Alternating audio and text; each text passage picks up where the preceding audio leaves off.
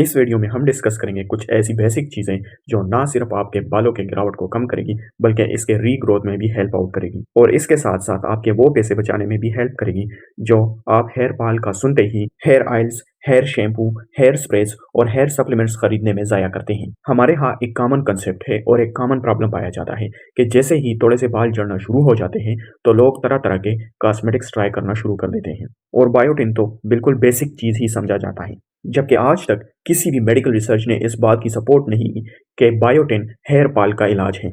हाँ, ये बात ज़रूर है कि बायोटिन एक हद तक आपके हेयर लॉस को कम करने में भी हेल्प कर सकता है, लेकिन अगर वो हेयर लॉस बायोटिन की कमी की वजह से हो तब। लेकिन हमारे यहाँ पर कोई हेयर लॉस की वजह जानने की कोशिश तक ही नहीं करता और बायोटिन के सप्लीमेंट्स लेना शुरू हो जाते हैं। बायोटिन सप्लीमेंट्स के अलावा बालों में मुख्तलिफ तरह के तेल लगाना, मुख्तलिफ तरह के शैम्पूज आजमाना और इसके अलावा तरह तरह के हेयर स्प्रेज भी शुरू हो जाते हैं। और इन सब चीज़ों को ट्राई करते करते हम एक बात भूल जाते हैं कि ये जो चीज़ें हम अपने बालों पर अप्लाई कर रहे हैं, जैसे कि शैम्पूज, कंडीशनर्स और हेयर ऑयल्स वगैरह, ये सब चीज़ें आपके बालों को बाहर से अप्लाई होते हैं, जबकि मसला अंदर ही से पैदा हुआ है। इसलिए हल अंदर से ही होना चाहिए। बाल तब गिरना शुरू होते हैं जब आपके बॉडी के अंदर कोई बिगाड़ पैदा हो जाता है और इस अंदर के बिगाड़ को ठीक करने की बजाय हम हज़ारों और लाखों रुपए इन बाहरी चीज़ों पर खर्च करने शुरू कर देते हैं और ज़ाया कर देते हैं, क्योंकि इन चीज़ों को अप्लाई करने से आपके हाथ कुछ नहीं आने वाला। अगर आप कोई मेडिकल रिसर्च देखें तो आपको नज़र आएगा कि बाल गिरने का जो सबसे बड़ा कारण है वो है विटामिन D3, जो आगे चलकर हम इस वीडियो में आपको पूरी तरह डिटेल के साथ समझाएंगे। इसके अलावा आयरन, विटामिन B12, फेरेटिन और हार्मोनल डिसबैलेंस भी बाल झड़ने के बुनियादी वजह हैं। सबसे पहले बात करते हैं आयरन की डिफिशियंसी पर। अगर आपके बॉडी के अंदर आयरन की कमी होगी तो लाजमी बात है कि आपको हार्मोनल डिसबैलेंस होगा, जिसकी वजह से आपको बाल झड़ने की शिकायत हो सकती है। आयरन की कमी ज़्यादातर उन महिलाओं में पाई जाती है जिनको हैवी मेंस्ट्रुअल ब्लड लॉस होता है और यही कारण है कि फीमेल्स में बाल झड़ने की परेशानी ज़्यादा पाई जाती है। इसके अलावा अगर किसी ह्यूमन में विटामिन B12 की कमी है तो उसमें भी आयरन की कमी पाई जाती है, या अगर आपका डाइजेस्टिव सिस्टम विटामिन B12 की सही मात्रा एब्जॉर्ब नहीं कर पा रहा है तो फिर भी आपको आयरन की कमी का सामना करना पड़ सकता है। इसलिए जब भी आपके बाल झड़ना शुरू होते हैं तो सबसे पहला काम जो आपने करना है वो है आयरन का टेस्ट। इसके बाद आता है फेरेटिन। फेरेटिन भी आयरन का ही एक किस्म है और अक्सर लोग जिनको पता होता है वो आयरन का टेस्ट करने के बाद ये सोचते हैं कि उनका आयरन लेवल तो ठीक आ रहा है और वो इस बात से बेफिक्र हो जाते हैं कि उनका बाल जड़ आयरन की कमी की वजह से नहीं है। इसीलिए हम आपको सलाह देंगे कि आयरन का लेवल चेक करने के साथ साथ आपने फेरेटिन का लेवल भी चेक करना है, ताकि आपको पता चल जाए कि कहीं ये बाल जड़ फेरेटिन की कमी की वजह से तो नहीं। इसके अलावा ये बात भी जहन में रखें कि अगर आपका आयरन लेवल या फेरेटिन लेवल नॉर्मल रेंज के करीब भी है, यानी अगर ये लेवल 10 से 12 के रेंज में है या इसके करीब भी है तो ठीक है, ये नॉर्मल है। लेकिन अगर आप इसको 15 के रेंज तक लेके जाएंगे तो ये आपके बालों के लिए ज़्यादा बेनिफिशियल है। इसलिए अगर आपके बाल जल रहे हैं तो कोशिश करें कि आयरन रिच फूड का इस्तेमाल ज़्यादा करें। वो चीज़ें जिनमें आयरन ज़्यादा मात्रा में पाया जाता है उनमें शामिल हैं red meat, dark chocolate, pumpkin seeds, whole grains और कई तरह के फ्रूट्स। आयरन रिच फूड खाते समय उसके साथ विटामिन सी भी लिया करें, क्योंकि विटामिन सी आयरन के एब्जॉर्प्शन को बढ़ावा देती है। हार्मोनल डिसबैलेंस के कारण बाल झड़ने की समस्या बहुत ही कम पाई जाती है, जो कि तकरीबन 5 से 10% लोगों में पाई जाती है। लेकिन फिर भी ये गौरतलब है, जैसे कि अगर किसी को थायराइड का मसला है या पॉलीसिस्टिक ओवरी सिंड्रोम है, अगर आप इन पेशेंट्स का बगौर जायज़ा लेंगे तो इसके पीछे के कारण आपको विटामिन D3 की कमी ही मिलेगा, क्योंकि अगर आपके बॉडी में विटामिन D3 की अच्छी मात्रा मौजूद है तो इस बात के बहुत कम चांसेस हैं कि आपको थायराइड का मसला पैदा हो। इसलिए वो पेशेंट जिनको लगता है कि उनका हेयर लॉस हार्मोनल डिसबैलेंस की वजह से हो रहा है तो उनको विटामिन D3 का टेस्ट भी लाजमी करना चाहिए, क्योंकि ये टेस्ट करने से आपका समय और पैसा दोनों बर्बाद होने से बचेगा।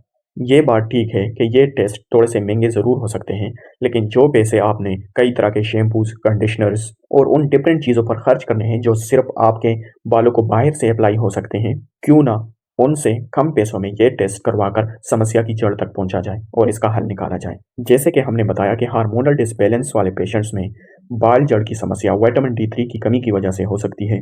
इसी वजह से जो बाल जड़ने का सबसे बड़ा कारण है उसको विटामिन D3 की कमी ही माना जाता है। अगर देखा जाए तो 90% ऐसे लोग जिनको बाल झड़ने की बीमारी है उनमें विटामिन D3 की कमी पाई जाती है।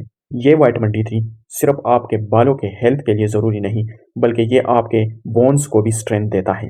इसलिए अगर आप चाहते हैं कि आपके बालों को स्ट्रेंथ मिले और आपके जोड़ों में दर्द ना हो, तो आपके शरीर में विटामिन डी3 की अच्छी मात्रा का होना ज़रूरी है। अगर ऐसा नहीं तो आप कुछ भी कर लें, कोई भी महंगे से महंगा शैम्पू इस्तेमाल कर लें, कोई भी महंगी से महंगी प्रोडक्ट इस्तेमाल कर लें, रिज़ल्ट आपको फिर भी वही ज़ीरो का ज़ीरो मिलेगा। चलो अब बात करते हैं कि विटामिन डी3 की कमी को कैसे पूरा किया जा सकता है। इसके लिए सबसे पहला काम जो आपने करना है वो है विटामिन डी3 की कमी का टेस्ट। क्योंकि टेस्ट करके ही आपको एग्जैक्ट पता चलेगा कि आपके विटामिन डी3 का लेवल कितना कम है। विटामिन डी3 का नॉर्मल रेंज 30 से 100 के दरमियान है।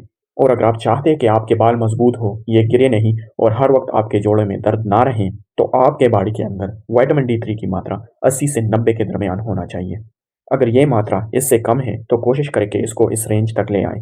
अब सवाल पैदा होता है कि ये इस रेंज तक कैसे आएगा? तो इसके लिए आपको समझना होगा कि हमारी बॉडी विटामिन डी3 को कैसे बनाती है। जब भी सनलाइट हमारे स्किन पर पड़ती है तो हमारी बॉडी नेचुरली इसको विटामिन डी3 में कन्वर्ट करती है। विटामिन डी3 वो वाहिद विटामिन है जो हमारी बॉडी खुद बनाता है। ये विटामिन आपको थोड़ा बहुत खाने से भी मिल जाएगा, लेकिन उसकी मात्रा बहुत ही कम होती है।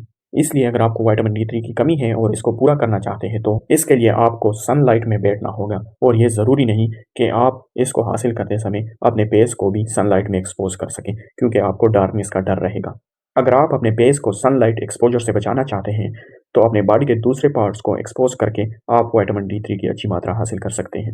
अगर आपको सनलाइट में बैठने की फुर्सत नहीं है, यानी अगर आप किसी ऑफिस में काम करते हैं, यानी आप किसी डेस्क जॉब पर हैं, तो आप विटामिन डी3 के सप्लीमेंट्स भी ले सकते हैं, जो आपको किसी भी करीबी फार्मेसी से मिल जाएंगे, जो कि 5000 से लेकर 2 लाख इंटरनेशनल यूनिट तक की पोटेंसीज में अवेलेबल हैं। अगर आप डेली बेसिस पर यह सप्लीमेंट लेना चाहते हैं तो ये आपको 5000 से 10,000 इंटरनेशनल यूनिट तक डेली लेने होंगे। और अगर आप ऐसा नहीं कर सकते तो फिर आप इसके वीकली सप्लीमेंट्स भी ले सकते हैं, जो कि तकरीबन 2 lakh international units per week available हैं। एक बात हमेशा ध्यान में रखें कि आपने ये सब चीज़ें, यानी vitamin D3, iron, vitamin B12 और फेराटिन, इन सबको हमेशा नॉर्मल रेंज में रखना है। यानी ये काम आपने नहीं करना कि एक दफ़ा अगर आपने कोई चीज़ खा ली, कोई फूड खा लिया या कोई सप्लीमेंट ले ली और ये नॉर्मल रेंज में आ गए तो बस ये काफ़ी है। नहीं, ऐसा बिल्कुल नहीं, बल्कि ये आपने लाइफ टाइम के लिए नॉर्मल रेंज में रखने होंगे। क्योंकि अगर आप इन सब चीज़ों को नॉर्मल रेंज में मेंटेन रखना छोड़ देंगे तो एक दफ़ा फिर से आपके शरीर में इन चीज़ों की कमी पैदा हो सकती है और आपको फिर से उन प्रॉब्लम्स का सामना करना पड़ सकता है जिनकी वजह से आप ये सप्लीमेंट्स ले रहे हैं। इसलिए जितने भी लोग ये वीडियो देख रहे हैं, उनमें से 80 से 90% लोगों का बाल जड़ खत्म हो जाएगा। आपने करना यह है कि सिर्फ और सिर्फ ये 3 से 4 टेस्ट करने के बाद इनमें से जिस चीज़ की भी जितनी भी मात्रा आपके बॉडी में कम है, उसको पूरा करना होगा। वीडियो को लाइक करें, शेयर करें और हमारे चैनल को सब्सक्राइब करें। कमेंट सेक्शन में अपनी राय का इज़हार करने के साथ-साथ आप कमेंट सेक्शन में हमसे किसी भी मेडिकल इंस्ट्रूमेंट या हेल्थ रिलेटेड कोई भी क्वेश्चन कर सकते हैं। हम आपके क्वेश्चन को रिस्पॉन्ड करने की कोशिश करेंगे।